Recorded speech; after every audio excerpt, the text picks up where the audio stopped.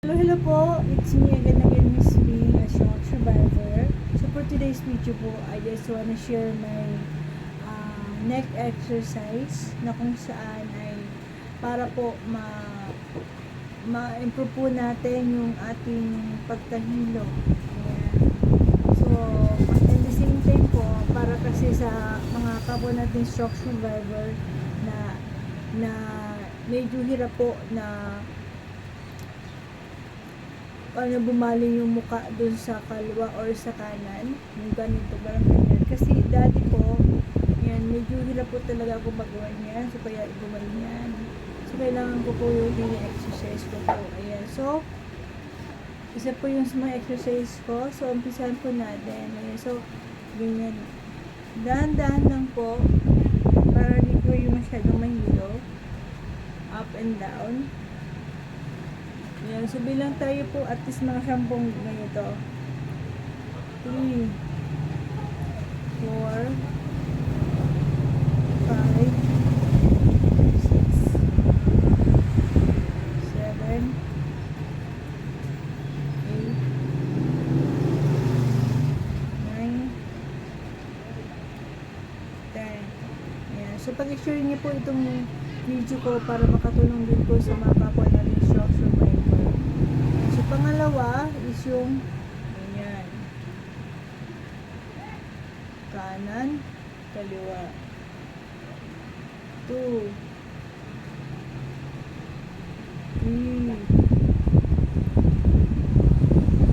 4, 5, 6, 7, 8, 9, 10. Tapos, susunod po is yung mula dito sa right side, papunta po sa left side po. Ayan, parang slanting po, slanting siya. Ayan, mula dito, titingin ka sa right side, papunta po dun sa kaliwang side. Ayan. 2, 3, 4, 5, 6, 7, 8, 9, 10. Then, gawin din po natin doon sa kabilang side. Ayan. So, dito sa left, going to right. 1, 2, 3. Masakit po ito sa leeg. Sa may sa gilid. Sa gilid po ng leg. 6, 7, 8, 9,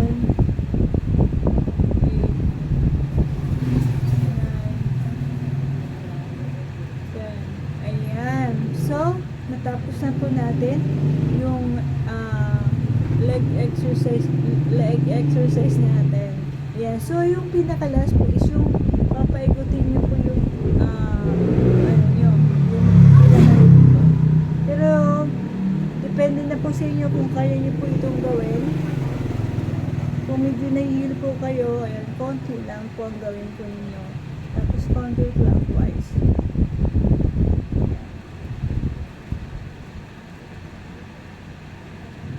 Ayan, so please share na po ng aking video sa mga kapwa natin shock survivor.